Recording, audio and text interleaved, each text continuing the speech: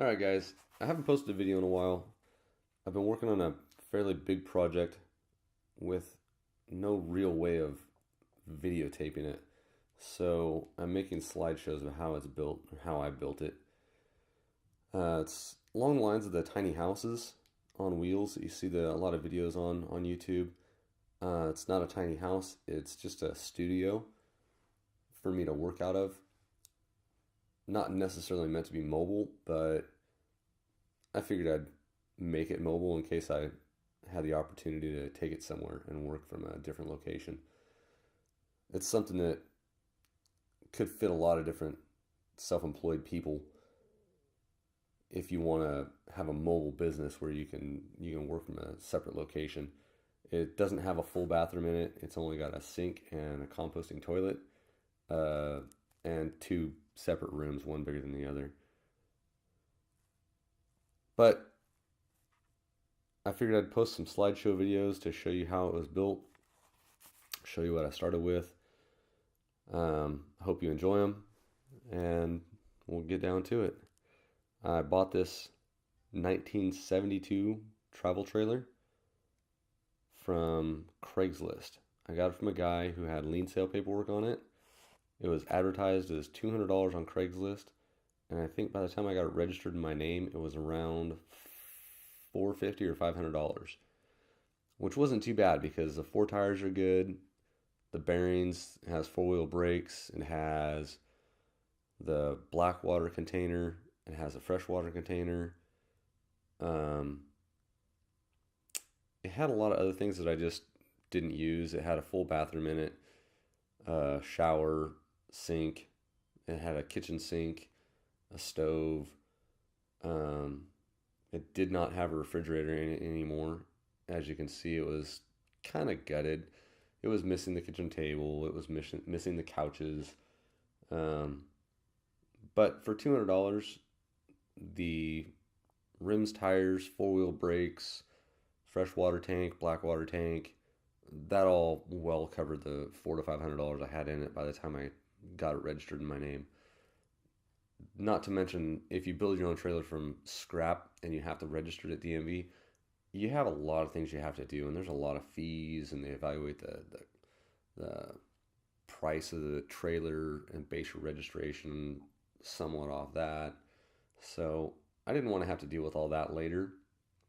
So I went ahead and got an old trailer and stripped it down. Um, Basically, just started gutting out the inside, ripped out the cabinets. Uh, Anything that I wanted to keep, I put in a little pile off the side up next to my fence. But a lot of it, I mean, 95% of it just went to the dump. As I worked through it, ripping stuff out, I got the windows out so they wouldn't fall on the ground and break. As soon as I took the stem wall out that separated the main part of the camper from the bathroom, it got kind of rickety. It was, the walls were moving a lot more. It wasn't as stable, so I didn't go inside it anymore after that. I just used a Sawzall to kind of chop down the walls and the roof and tried to make it fall straight down on top of it so it would make a huge mess in my yard. Um, Got it all stripped down all the way to the frame to figure out what I needed to do, what I needed to add onto the frame. I knew I wanted it to be longer, and I knew I wanted it to be right up to the legal limit as far as width. The legal limits, as far as I know, all the way across the US, 8.5 feet wide and 13.5 feet tall from the ground. Not from the base of your trailer, but from the ground, 13.5 feet tall. It can't be any more than 8.5 feet wide, with the exception of, how do they phrase it? The exception of safety equipment, which I'm guessing is lights. But I got it all cut down. I think it was around 5 trips to the dump, 2,500 pounds worth of garbage that I dumped. So I knew I could add 2,500 pounds to the trailer and it would be the same weight, which would mean the axles, the rims and tires, all that wouldn't have any different load on them. One thing you have to take into account when you're rebuilding a trailer, if you buy a small trailer and make it longer and wider, you have to think about how much weight you're adding to it for your axles and your tires and everything else to make sure everything's going to hold it up. So I got all the way down to the frame, drew up what I wanted the frame to look like and how I was going to reinforce it. I think I lengthened the actual frame by 7 feet. It was technically a 20-foot trailer when I got it. I wanted a 25-foot trailer when I was done. If you're going to build a trailer, your frame and your axles are the most important thing to start with. Make sure they're really strong. Make sure it's a really good base. And make sure it's square and straight. A couple things to keep in mind if you're welding your frame together. I added to the frame with channel iron, the same size channel iron the frame had. And to make the axle area wider, I just made a piece kind of come out and down and then go back in toward the frame, more like an angle, you know. Those angles, I didn't cut the metal all the way through. I notched it and then bent it. If you cut the metal straight through and then weld it, it'll be strong, but not as strong as if you just notch it and bend it. Notching and bending is better, and then you weld up where you notched it. It keeps some of that steel one piece, and that helps out a lot with strength. And then when you're welding, you want to make sure and bevel your edges so that you get good penetration into that metal with a welder. I'm using a 220 welder, but it's a pretty small welder.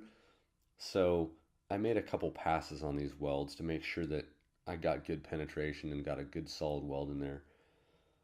When all said and done, the platform of the trailer was 25 feet long and I think 8 foot 3 inches wide.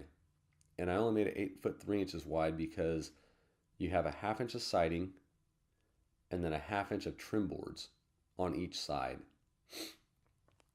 So 8 foot 3 plus an inch on each side is 8 foot 5. 1 inch below the legal limit. We'll get into the walls and some other stuff in some future videos.